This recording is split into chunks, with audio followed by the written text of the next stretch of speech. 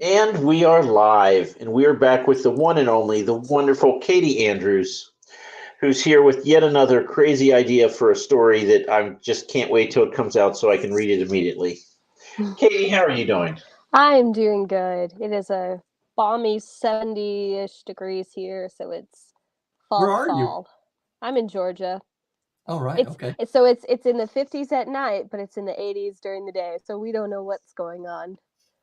That's bad. I mean, that's not bad. It makes It's the sleeping South. more comfortable and go out and, yeah. The fan's going to stay on until November. Hey, It's John Douglas got here on time this week. He didn't come in the last 3 minutes of the show and say, no, start over. I don't live near Atlanta, so I don't have to worry about that, but yes, it is true. I told someone once, I was like, it takes an hour to get from Atlanta to Atlanta, depending on what time of day it is. Oh. So, Mr. Wolf is Democracy is going to here. be a character in my novellas I'm writing now. He's a schemer, Ah. and his name is Timberwolf. Oh, to get named in a Mike Molman book. It probably means you're going to die. Douglas is never late, nor is he early. Well, thank you, Gandalf Douglas. There are many worse things you could say.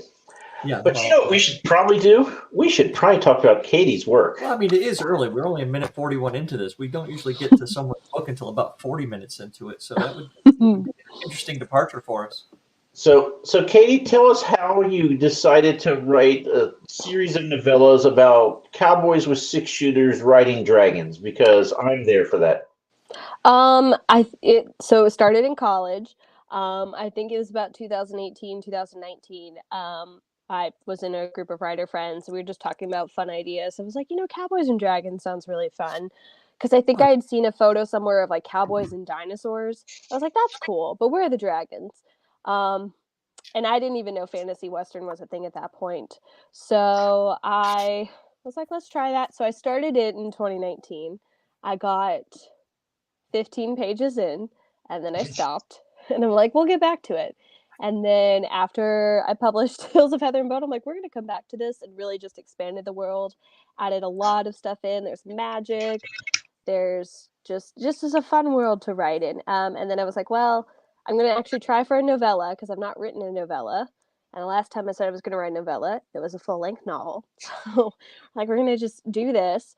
But then I had a lot of interconnected story ideas that were set in the same world. So I'm like, you know what? We'll just do a series. Maybe one or two stories are like directly linked, but the rest of them are just going to take place in this world at different times in this world's history, and you can read them however you want. So, but I didn't want it to be like Cold West because that was real dark. Yeah, very dark. So the first one is it's a little bit more lighthearted. There may be a darker one, a sadder one along the way, but I was like, let's just do a fun fantasy western, because most westerns are sad. They're very dark and sad. So I went in the opposite direction of that. But I have to say, because I read Cold West in the ending, I was like, huh, that's how he's ending it. Okay, then. But we've talked to Clayton about, doing like Humid East and, Silly South or something like that, just to cover all corners and directions. So When you started with Cowboys and Dragons, I'm interested in how you created. How did you go about explaining a world where guns exist as do dragons? Because I mean, you have something like Harry Potter, where guns very obviously exist, and yet you never actually see one, when they would come in so useful against the guy who has to sputter a spell and point a stick at you. yeah. So basically everything in this world is kind of similar to ours, except for people just don't use horses. They're like, well, we're going to use dragons. And in the beginning, a lot more people use magic, so everyone can use magic, but it is cumbersome to use unless you're highly skilled at it and you're a quick draw. So they're called mage slingers. So the real quick on the draw, and I was like, well, this world's just going to naturally progress since dragons and fire and explosions, and so just going to gradually move as humans do in the evolution chain of invention. And I was like, well, we're just going to have guns. Don't know what it'll do against a dragon, but you already have a dragon, but not all of them shoot fire, so there is that. So But it I mean, just depends. If they're fairly typical dragons, what kind of caliber would you need to take down a dragon? Because I'm thinking they're kind of like a grizzly bear. You're really just going to piss them off. Yeah, so it really depends, because again, just like with horses, we've done a lot of crossbreeding and inbreeding, so it's kind of the same with dragons. They just experimented with that, so some are on the smaller side, some are on the lighter side. It just depends on the breed and who has them. But yeah, dragons are just like horses, and horses are just the poor man's dragon. So if you can't afford a dragon, you get a horse, which is less fun. So I have to tell you, if this had come out 40 years ago when I was a teenager, oh my God, I would not have stopped talking about this series. and I've not really progressed since that time, so I'm still probably not going to stop talking about it. But John and I will be fighting the first copy of the book once it's live. Yes, soon it will be.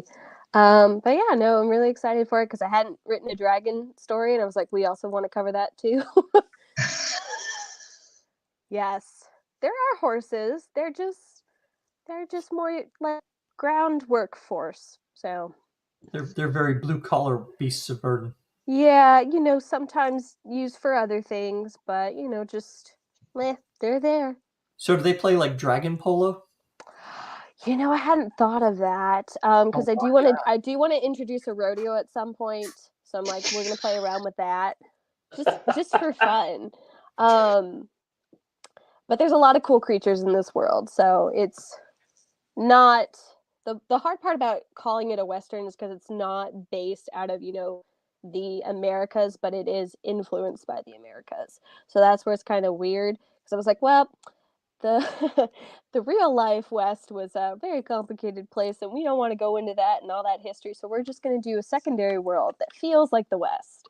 It has the vibes, but maybe less of the everything else that is questionable. So let's focus on the dragons.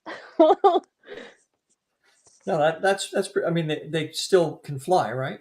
Oh yeah. Mm-hmm. Okay. There's like a variety I have called dragon lizards. So they're like just some small little semi-flightless dragon. They're just more like a lizard. It can kind of shoot fire, but not really. They're just more of a nuisance. They're just there. Ooh, dragon. Yeah. Oh my gosh, that'd be wonderful. Aerial acrobatics. So have you released the cover yet, Katie? I did, yes. So today has been a day of cover release. I don't have a nice version of it, but there it is. All nice. Can you hold it right up to the thing a little bit? Hold on a second. I got you. I got you. Oh, yes. He's got it. There we go. That's the full thing. Look at you doing your job. Look at that. Sometimes. Yeehaw Dragon Story. Yeah, that was the original title. I was like, I didn't know what to call this thing for the longest time. So I was like, we're going to call it Yeehaw Dragons. And then this year I was like, I don't think that's a great title for it. So originally it was Wild Wings, which would not have worked for several reasons. But if it was going to stick, I was going to make a joke in there about Wild Wings. So then I landed on Wild Skies. And so Yeehaw Dragons will be this series. So the artist, his name is Yannick. He found me on Instagram, which was always, hit or miss because sometimes you get people who are real scammy. But he had reached out to me. He's like, hey, I'm doing this. And he seemed legit. And then I won a giveaway for actually Hills of Heather and Bone art. So I was like, I'll keep you in the back of my mind. And I wasn't quite sure at the time what direction art-wise I wanted to go. But I was like, this isn't a super serious story. So I don't want like super hyper-realistic art. So we're going to go for the more cartoonish style, which is Yannick's real good style. So turned out very nice. So definitely will use him in the future for this series. How many books are you looking at, or is it just going to be one of those that you'll just go until you're? I'll just go until I'm done. So there's 4 at least. So this first story, I guess, is going to be like 2 parts.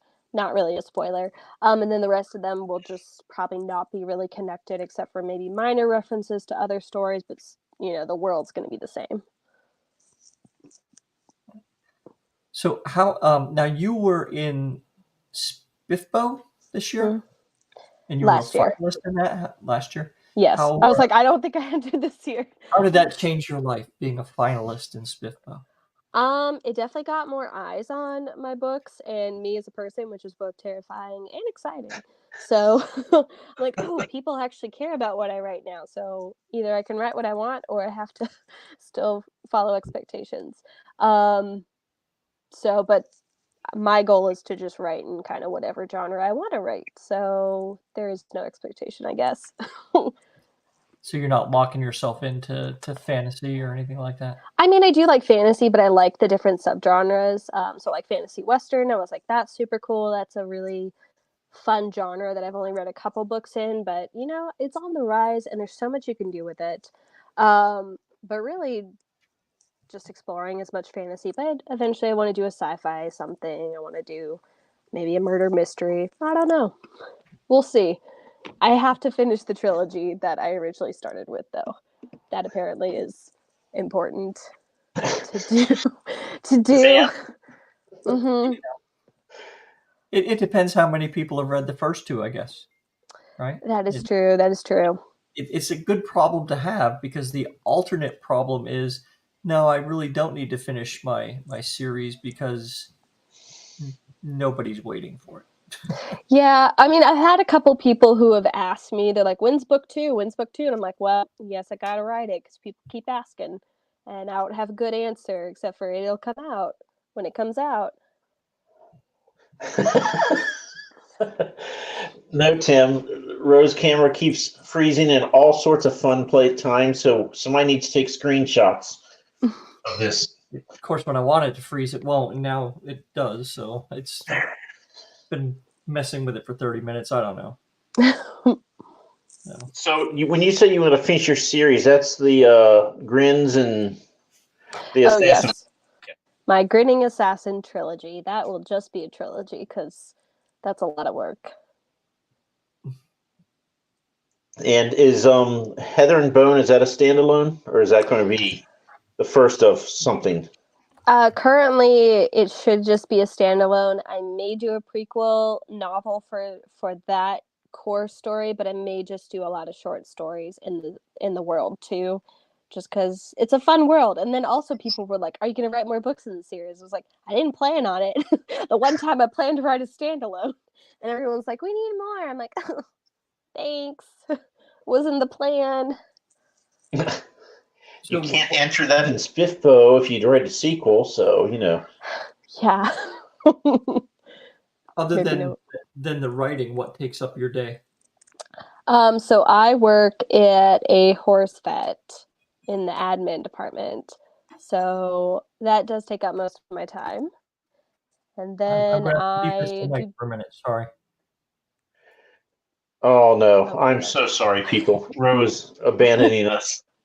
So anyway, yes. You work at the horse vet? Mm-hmm. You were saying? I work at the horse clinic.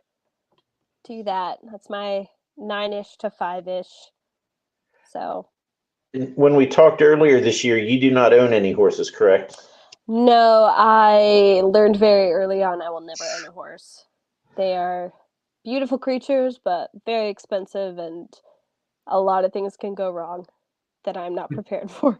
Unless I inherit a lot of money, I will not own a horse. I will live next to people who own horses and admire them, but they can be owned by other people who are not me. Get an old one with a slow back or whatever. You can't cost that much. They got to be giving those away, right? Like cats. Sorry, what was the question? I said you got to find like a really old horse with a slope back or whatever that.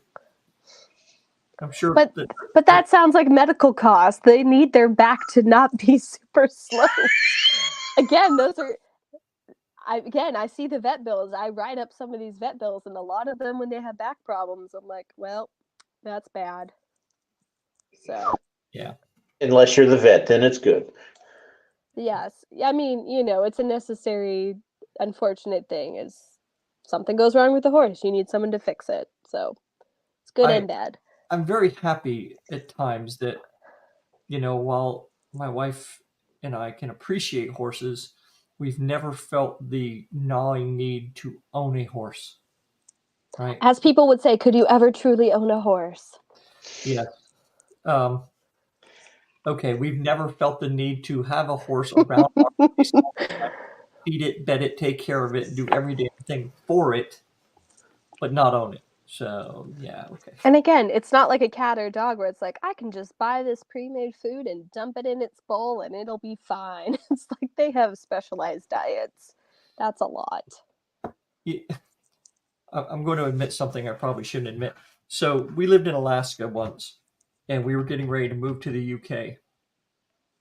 And at the time, to bring a cat or dog to the UK, you had to have it in quarantine for 6 months. Mm. Do you know how much it costs to put 3 cats in quarantine for 6 months? Probably a lot. You do. It's like well, this was 2004. It was like $5,000. Darn, yeah, that's a lot. Right? And it's like, I'm just looking at it going, they give these things away, right? You can find them on the streets. More of these. Really, but yeah, I had some really well-traveled cats. Did they make it back to America? A couple of them did, yeah. Okay, really well-traveled. Yeah, oh yeah.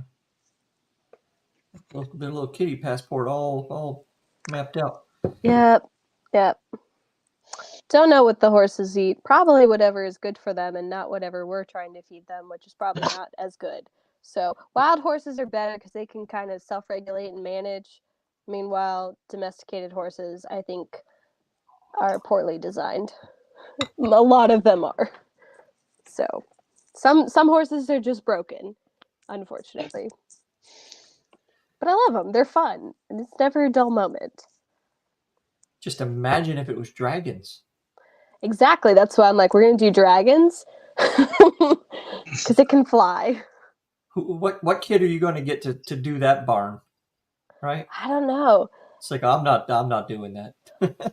You clean that barn yourself.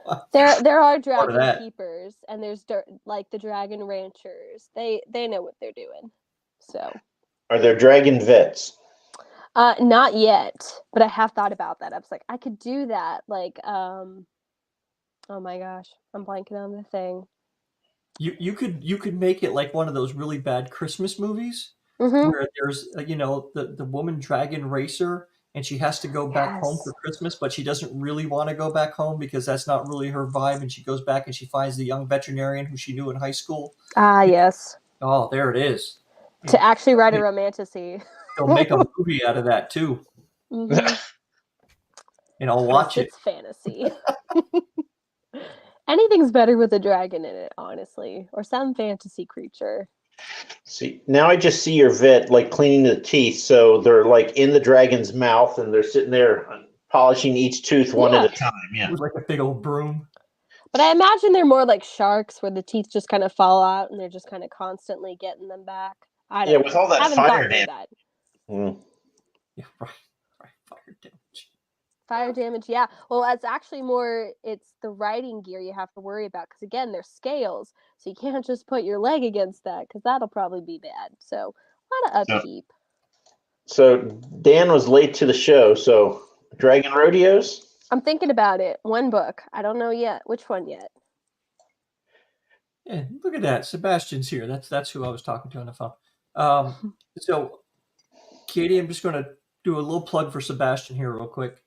He is doing a live tomorrow, I think, on TikTok.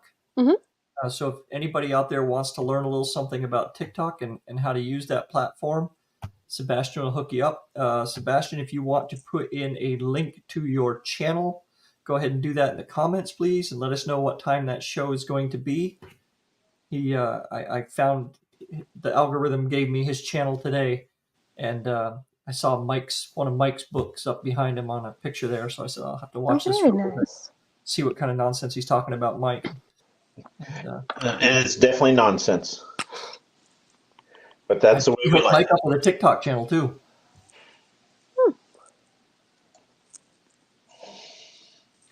Huge book. Yeah. So that's just something else to absorb our time. So, Katie, are you on TikTok? No, I have been very good about not doing that. The only time I watch TikTok is when my friends send me TikToks, and I've yet to get the app because I'm like, I already wasted enough time trying to do everything. So TikTok seems like it might just be a drain. Also, if they just ban TikTok, I'm like, watch me just get on there, and then they ban it the next day. I got on Twitter when it was starting to circle the drain first. It's still here, but I don't like my chances of trying to get on a new platform at the moment. But we'll see. So who is your main character? We're 20 minutes in. I can ask about characters now. Yes, so his name is Dale Hartwell. He is a bounty hunter. I think he's 25. I have to double check my notes. I don't remember. But yeah, he's bounty hunting to raise money to look for his family that was stolen when he was 8. So he's on a quest to find his family. He's got his trusty dragon Bean. So Like yes. Mr. Bean? Chili Bean, actually, like Okay, that's chili. better. Yeah. So that makes more sense. Mm-hmm.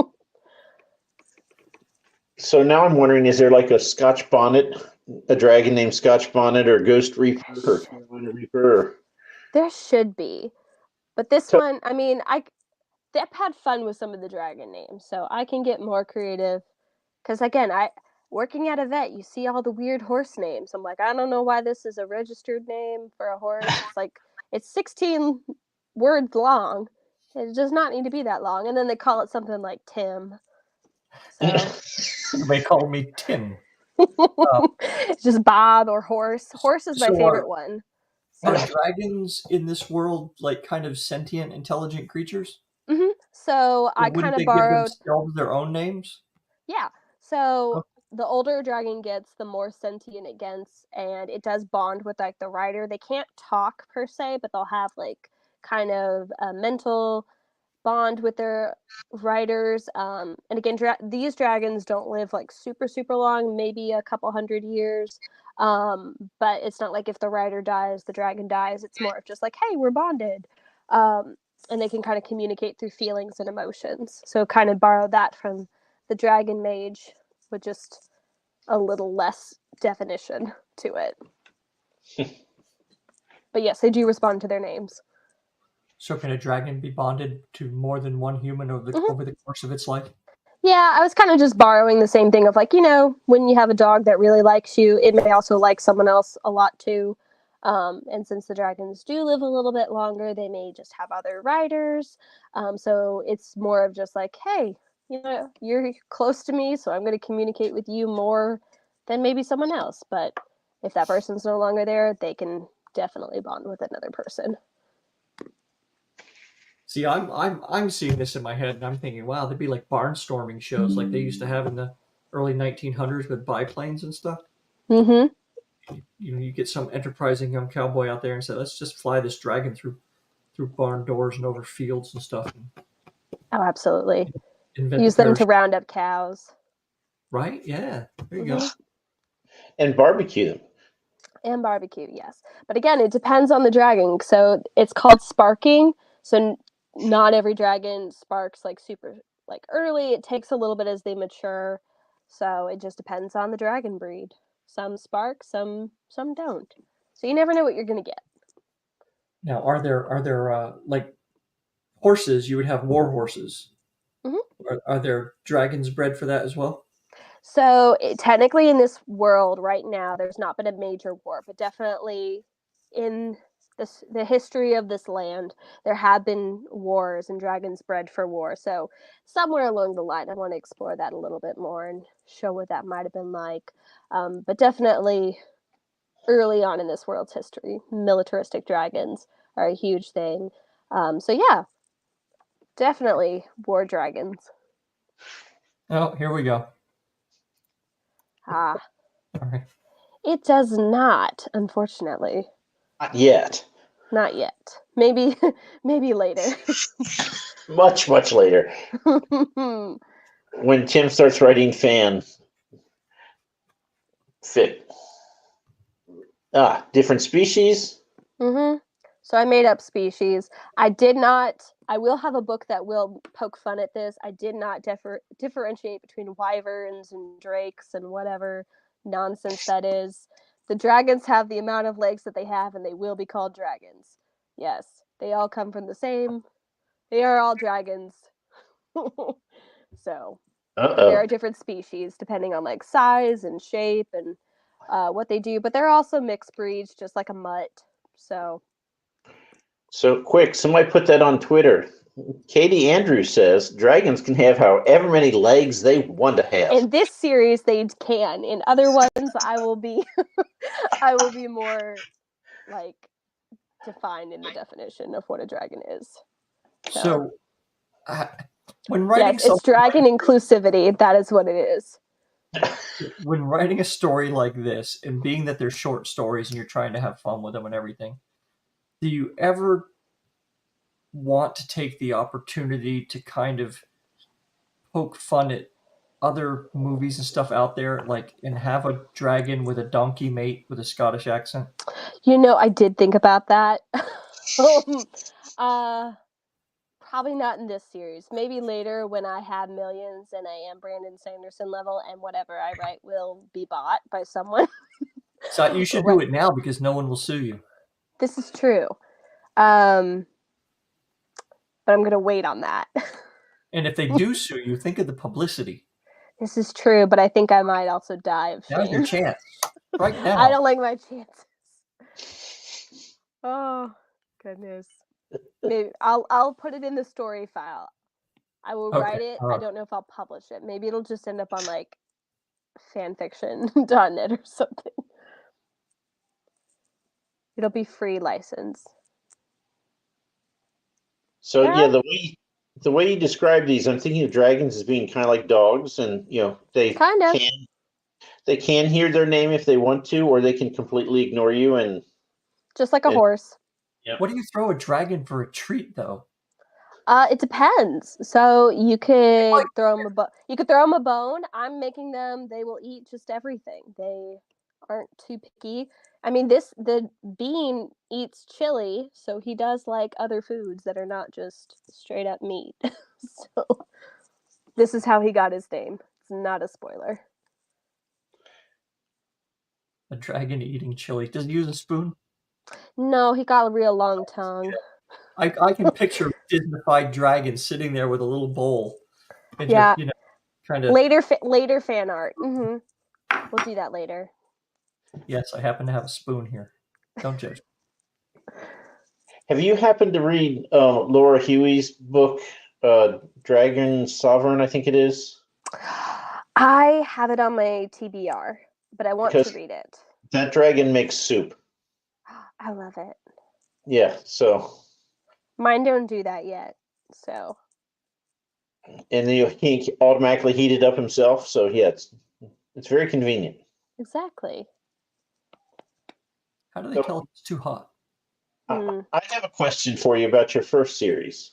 Mm-hmm. Because I've written 4 books in my 7-book series. Hopefully it's going to be 7. And I haven't written in that series now in like over a year. And I'm like, I don't remember anybody's names. What their descriptions are. What happened to all your Excel sheets, man? Aren't you like spreadsheet Jesus? So now I'm going to have to. All I heard was spicy Jesus. I don't know what it's referencing. No, I said spreadsheet Jesus. Okay, I heard spicy Jesus. Nope, but that's the title of my next book now. Thank you. Oh goodness. So I am scared to death. I'm like, God, I'm going to have to like reread all of my books, and then I'll see every imperfection and be like, why am I even bothering? Yeah. So are you finding that with your series? Have you gone back and? So yes and no. So Smart Katie, several years ago, has a Scrivener document that my developmental editor, she helped create. She went through and like got like the major things for me, like people, places, and things, and ages. So I afterwards went back and did chapter summaries with character descriptions and ages in those things for book 1. So that is all done. So whenever I forget something from book 2, I'm like, maybe I wrote it down somewhere. So I did do that. The biggest problem is because I use synesthesia in my book. So basically, the character is able to see the color of sounds. So that one was challenging because each sound has a different color. So I wrote all that down and put everyone and everything that has a specific one. So remembering that is fun because after I did book 1, I didn't look at book 2 for several years. So everything I changed in book 1, I now have to go and shift in book 2. So that's been the biggest thing. Is remembering, what did I do here? What did we add? Is a very cool kind of idea, but it makes me, I'm sorry, I have to ask this question, and it's probably not a question that you've thought of with this, but I'm dying to know what color drunk slurring or stoner would sound like or look like. So it depends on the stoner person. would kind of be a plaid or something, but Yeah. you know, that's me. Well, with like most synesthesia, it depends on the person who is experiencing it. So this character, most people have their specific color, maybe a shade different, and then it'll change like texture just depending on how the voice sounds.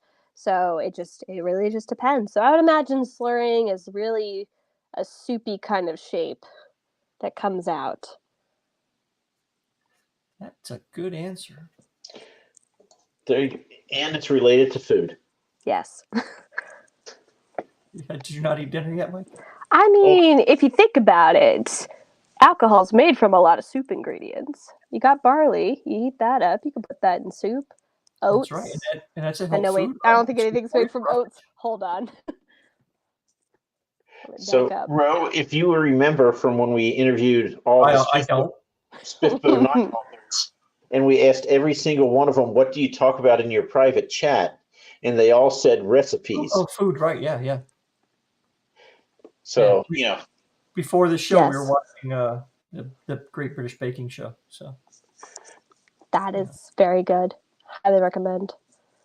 Yep. Absolutely. That's my reward if I write the number of words I'm supposed to. I'm like, then I get to watch the next episode. Amazing. Yeah, maybe it'll be a food Western book. I don't know. I don't know how you managed to keep surprising me after 180 episodes of this, Mike, but you do, man. You really do. Aw, keeps the magic alive. Oh, that just makes us sound like an old gay married couple. Don't do that. Yeah, one of us could definitely do better. I'm just not going to say who. He lives 5 hours away. And if I was going to be married, that's about right. 5 hours minimum. Oh my gosh. Happy wife, happy life. You're not getting a tattoo on your head. I didn't approve that. So, Katie, are you going to Worldcon next year? I am not. It was a toss-up between that and DragonCon, and even you live in Georgia? And I live in Georgia, and Seattle is unfortunately on the other side of the country, which doesn't mean it's much easier to get to than Glasgow was.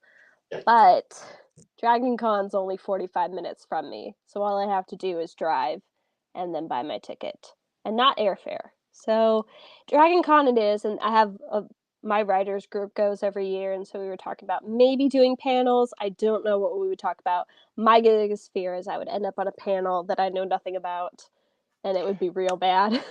Oh, been there, done that. Like I'd end up in the romantasy one, and I'm like, I don't know what to talk about here. I don't write romantasy, unfortunately.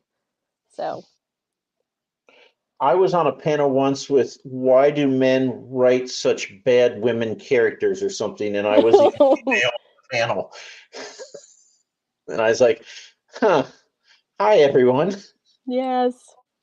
But I like DragonCon. So this, I will say Hartsfield Jackson has its moments, but it seems to always be under construction. So when it's under construction, it's not as nice. But yes, it is very nice. I was just there last week. Hartsfield. Well, we got John Ford to laugh, apparently, so that's good. I'm not putting up his These chat things. Michael, I didn't do it. I think Katie's dragon and rider should fight something. So, bald dome or silly question? Oh, do the bald dome first. Okay, Katie, have you happened to see the bald dome ever in action? I don't think so. I don't think we did this when I was with the this is newer than that. So, what I'm going to do is, your character is getting transported to a strange place. I'm going to roll dice. The laws of your world still hold sway here. Okay. But your character get a fizzy potion. What's your favorite color? Blue. So it gets a blue fizzy potion, and we always make it the person's favorite color so they would be more likely to use it. You have no idea what the potion does, and you won't know until you use it. 100% effective on you or your other thing, but you don't know what it does unless you use it. Okay. Dragon, then, your character can take it. You can throw it at your enemy, whatever you want. Okay. So, going to roll a bunch of dice here. The potion has never killed anyone yet that we're aware of. Okay. I have terrible luck with dice, though, so... Well, apparently Mike does, too. He's dropping them all over the floor. Yeah, does he count if it falls on the floor? So that just means I get to pick what the numbers are now. So you got number 17. So your main character is, what's his name again? Dale. Dale. He has been transported to a hidden valley inhabited by reclusive druids. Ah. And he has a blue fizzy potion. Number 3. Okay. You don't get to know what that is. Now you get a choice. He can either have a common item or he can have a weapon. If he has a common item, there will be a common animal that he will face that he can fight, run away, do whatever he wants. It's your story. Or if he gets a weapon, he will face a fantasy creature.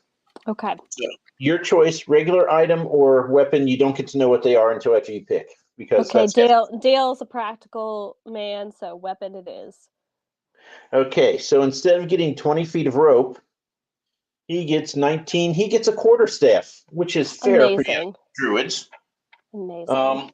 So now quarterstaff. It's a Bugs Bunny version.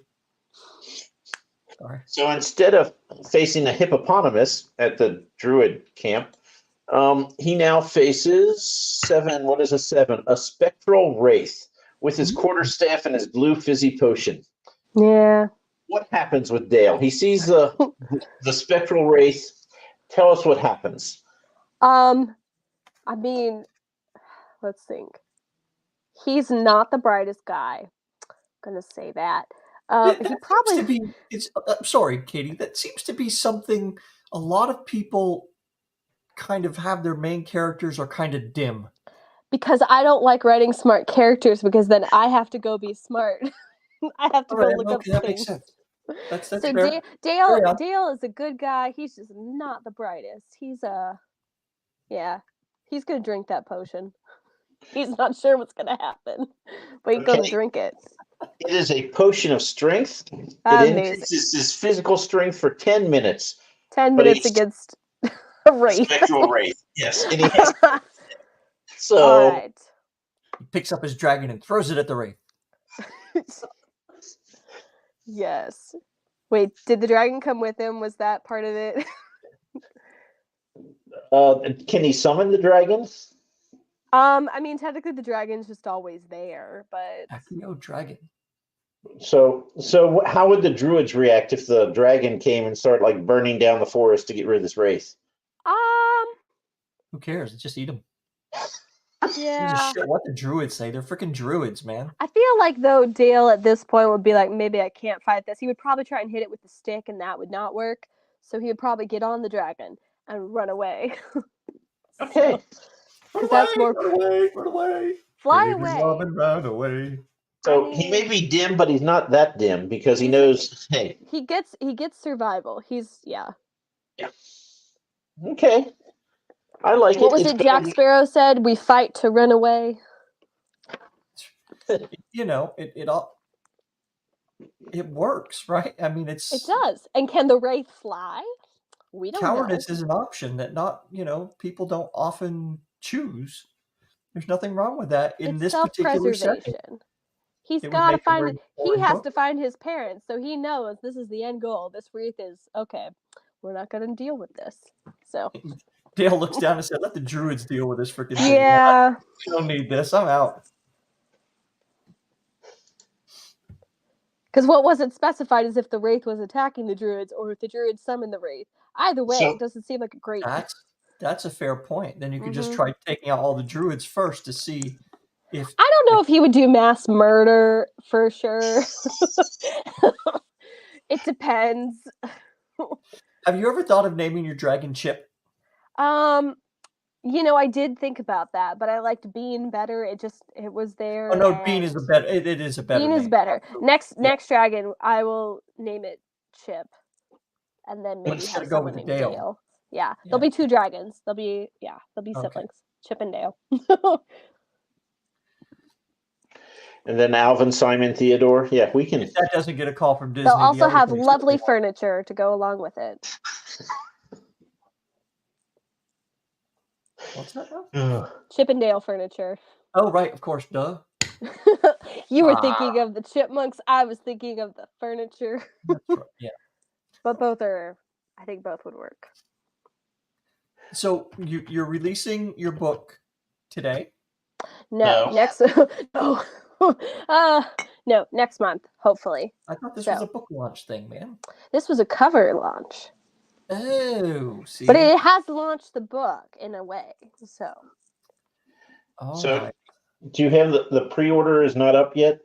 Not yet, because again, I wasn't sure. Originally, before I scheduled everything, I didn't have a proofreader and my copy editor was like way behind.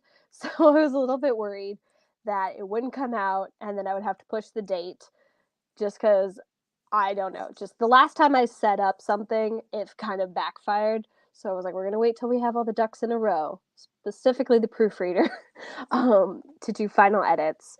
And that'll give me a little bit more time if something goes wrong to kind of fix it. So I will probably do pre-orders next week when I send out the advanced reader copies. That is the plan. We'll see how well that works. So have you written other books other than The Grinning Assassin and Heather and Bone and now Wild Skies, or? Technically, Wild Skies will be my 10th published work. So wow. I have 2 short stories. I've got 3 poetry books. I've got like this devotional journal. And I have a short story in an anthology. And then the novels. So how long have you been writing? So as an amateur writer since middle school. And professionally since 2020. Awesome. How long did it take before you could say that without kind of inwardly cringing? Oh, I still do. I'm like, wait, I'm a professional writer?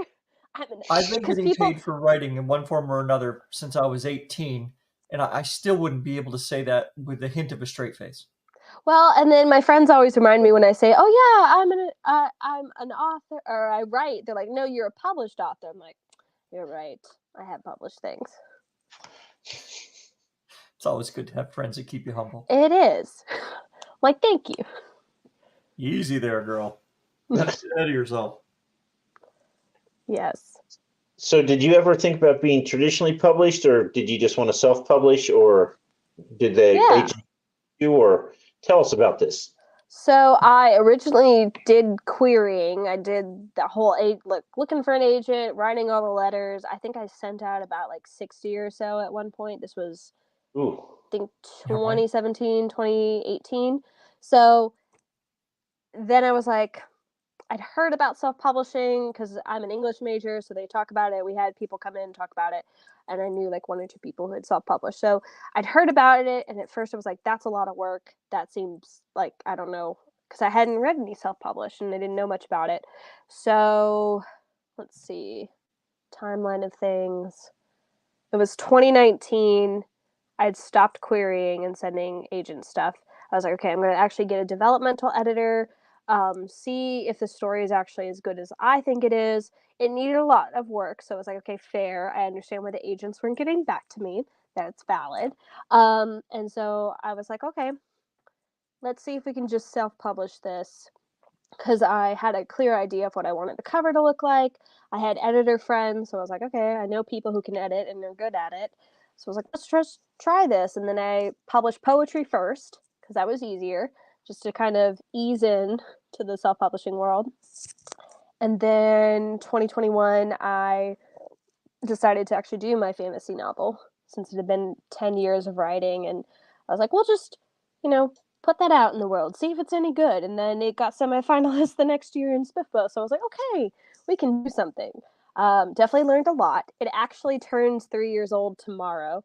So Oh, wow. the Assassin of Goods and Secrets. Although that was fun because the ebook came out, and then like the day it was supposed to all be published, I got error messages from Amazon and Barnes and Noble. They're like, we can't publish this because there's an issue, and they wouldn't tell me what the issue was. So it sat in Amazon in KDP for about 3 weeks. They couldn't tell me what was wrong. They're like, oh, it's your fault. It's your fault. I'm like, I can't do anything. It won't be unlocked. And then they're like, oh, wait, the system has an issue. So you need to delete the whole thing and then restart. I was like, great. So it shows 2 different publication dates because of this. So Nuts. that's where I learned all the things, cover formatting issues, all you name it. They went through it. But here we are. It's a good time, isn't it? It's fun. Yeah, the whole files were deleted, so I had to pull from a PDF, which didn't pull all of the letters and the words. So I had to go back through and figure out what was missing. And then even the editor didn't catch everything. So it went through like 15 rounds of edits after being published. And I was just like, oh, this is fun. So note to self, always double save your files. And yeah. And with all of that behind you now, Mm-hmm. do you still want to one day do this for a living, or do you like going to work and actually speaking to human beings? I kind of like the work, so I this is honestly the best job I've had. So my boss doesn't micromanage. He's super funny, and technically I get the office to myself, so not a whole lot of coworkers to talk to besides the dogs next door at the actual animal clinic, the small animal clinic. So mostly I just talk to people on the phone, and yeah, it's a whole lot better than retail. So Yeah. I get weekends off and I get holidays. So what's the weirdest thing you've ever seen someone pet do? ooh, someone's horse managed to get its leg completely stuck in the bars of its stall. And its stall was about 14 by 14 feet. So it's a very big stall. Granted, this is a very big horse. Don't know how it got its leg stuck all the way up in that bar without breaking its leg because it had fully extended that leg. So it had been stuck there for a couple hours and did not break its leg. But again, we don't know how the horse got there, all twisted up like that. So maybe he just like kicked up. But that was very interesting to see that. And that the horse was fine afterwards, because usually with that, it's like, if it breaks its leg, you can't do much. Yeah. So, the whole needing to walk thing. Yeah. yeah, 4 legs, they don't walk like cats and dogs. They need all 4. So there's never been a situation where someone brought in their pet python or something, and then somebody else came in and said, "Where's my pet rabbit?" No, so thankfully the small animal clinic really doesn't do exotics like that. They have taken in rabbits, so they're separate from us. We just do horses and donkeys. Although I'd love to see a zebra, and I know there's zebras in Georgia somewhere. I don't know if they're privately owned or publicly owned, but they do exist, and I would love to see one as a client. But I mean, how much different is a zebra from a horse? I think it's closer to a donkey, honestly. So again, donkeys have like a weird. They're just weird. They don't react to medicine the same way as horses do. But I'm sure there's a lot of differences just in If you terms had of to like make their a character out metabolism. of one of them, the donkey would be the funner character then, right? Yeah, I mean, well, actually, donkeys were the first domesticated equine, so they also got as big as horses back in the day. Right. Okay. Mm-hmm. I just think, if I'm characterizing a donkey, it's much more Don Knotts, than a lot of other things. Where a horse can be Kenneth Branagh, This is or true. it can be something equally stupid. But Mm-hmm. Interesting. John Forum, the hell are you talking about, man? Zebras aren't domesticated. I mean, you can cross them with something, but they usually don't reproduce after that. But I know there's a couple. There's either like private zoos up in the north part of Georgia that have them, and I think there's like just someone somewhere in North Georgia who has a So zebra. why would one own a zebra? I don't know why we would own it in Georgia. That doesn't make sense to me. But also, there's Highland cows here, which also does not seem like their natural habitat. But yes, Yeah. we've got them. Huh. Who knows? Strange. What are you going to get, Mike? After when you for your new pet, what are you going to get? Nope, I had 5 dogs. I have the last one left now, and I don't know. I have fish. That doesn't sound sad at all, does it? I don't even know, like, fish vets. Like, I guess it's an exotic. I'm like, what do you do for a fish? Like, Flush it. They cost $5. Yeah, you give them a burial at sea, and you move on. And oh, I like that one. And if you're smart, you actually look to see if you can put compatible fish together instead of this one needs basic conditions. This one needs acidic. Let's see what happens. Yeah. Like people who have vets for their spiders, like the tarantulas. Those are always fascinating to me. I'm like, how did you, first off, get a degree in this? And then second, how do you know when your spider's sad or sick? I draw the line at spiders for pets. There's just no way in hell that's not happening.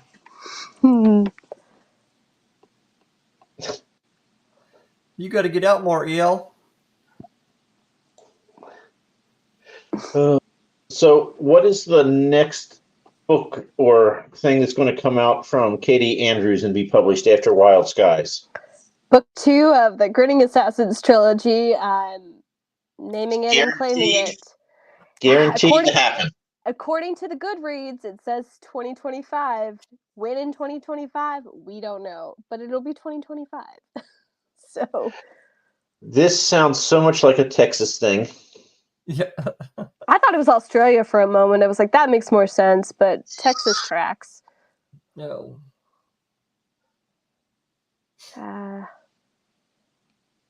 Thank you. I like it too.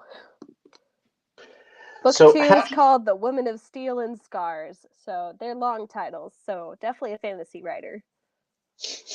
The Women of what? The Woman of Steel and Scars.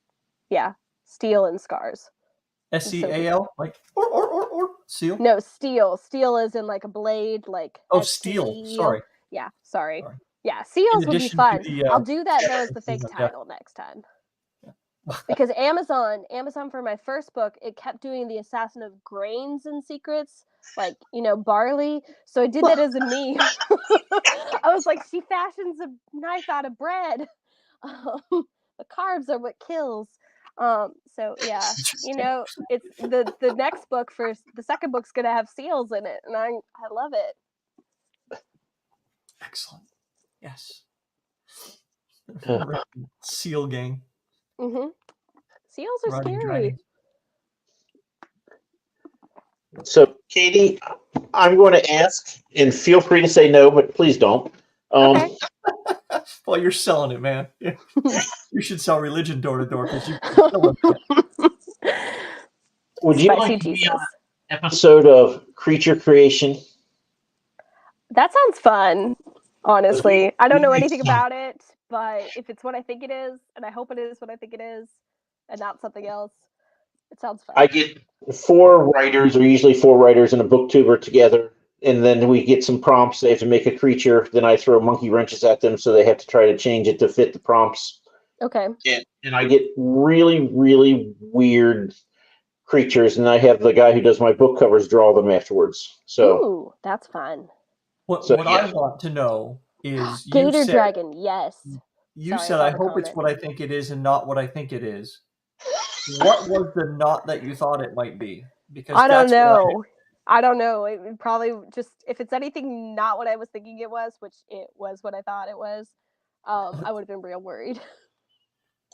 So, like, do I have to dress up as the creature? Do I have to?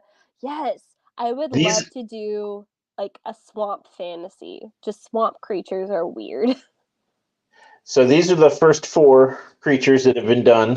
Yes. I love it. And the Pugosaurus gigantus hex is coming probably in the next week or so.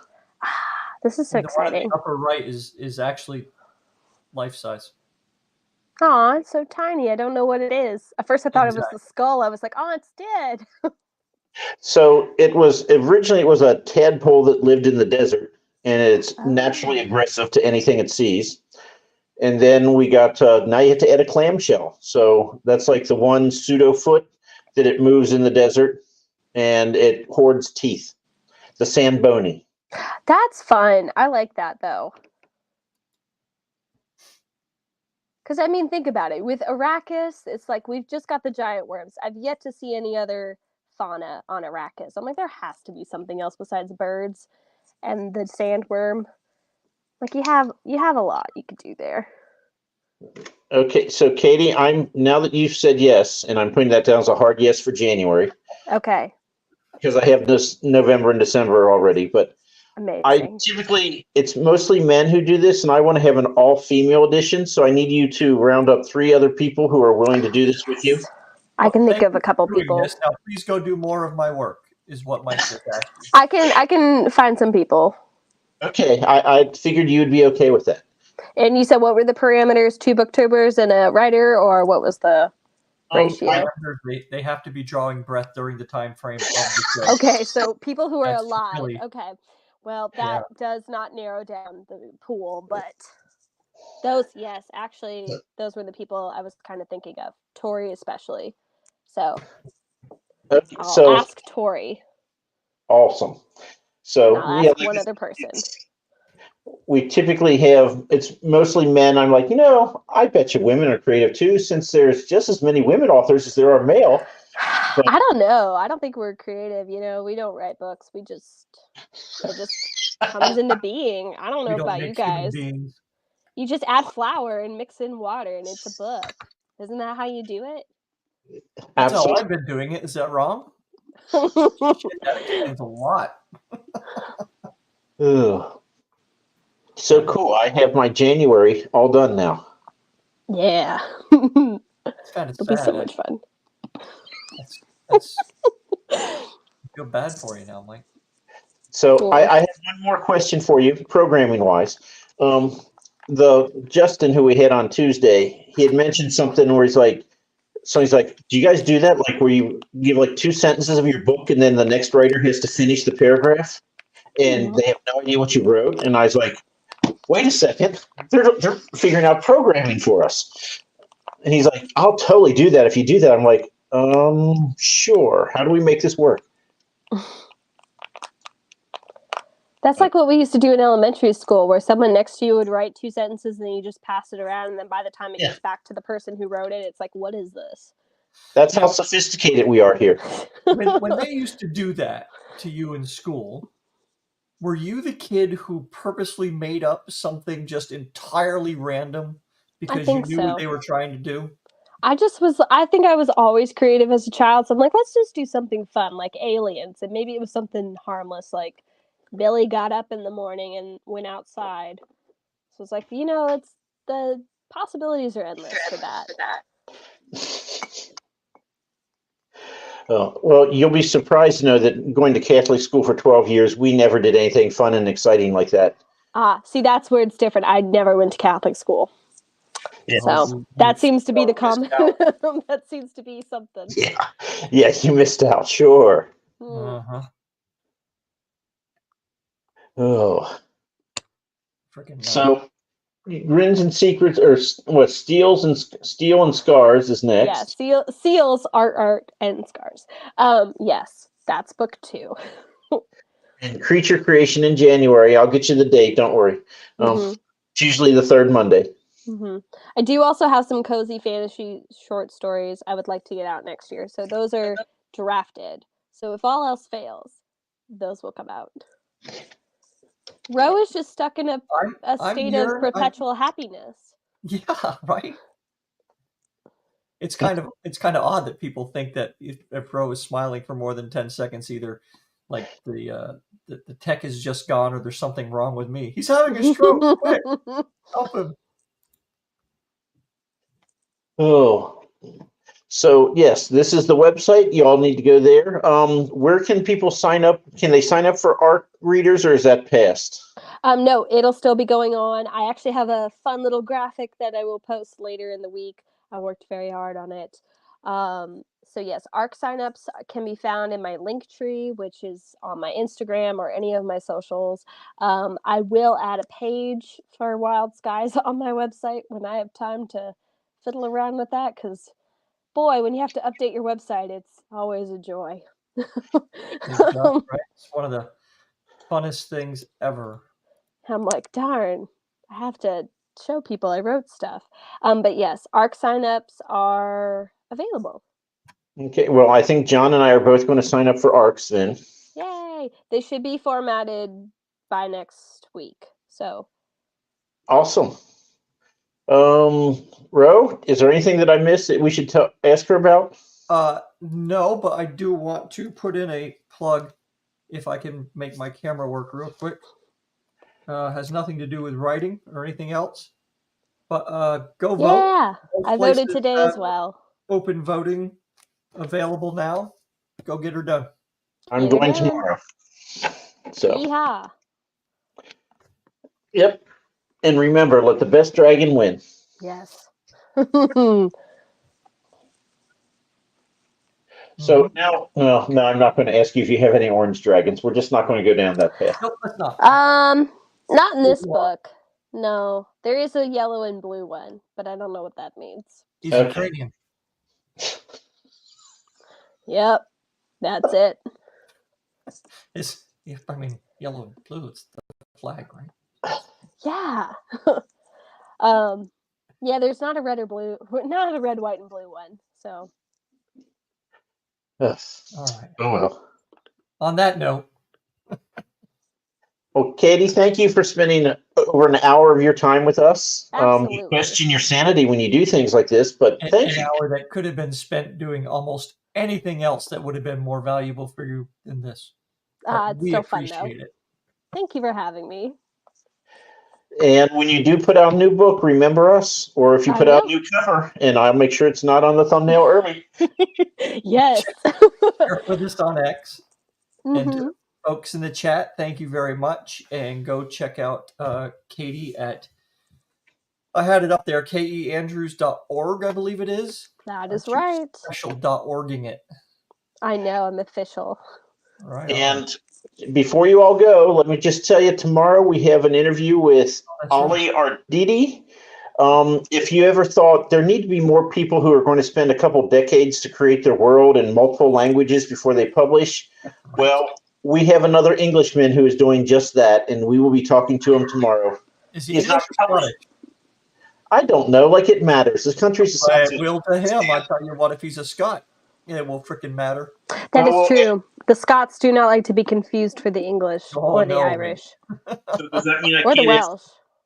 Does that mean I can't ask him if he puts the cream or the jam on first? You can ask him, but you might want to hear, what he sounds like when he answers your other questions first. He's going to sound like Gimli. I know this. If he's Scottish, you've got to ask him if he wears it properly and if he actually eats haggis.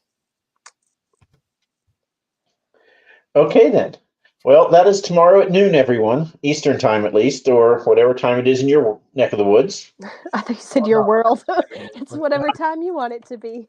Whatever time equals noon Eastern. Oh, well. Well, thank you, Katie. We're going to end it here before we get really weird. So. All right.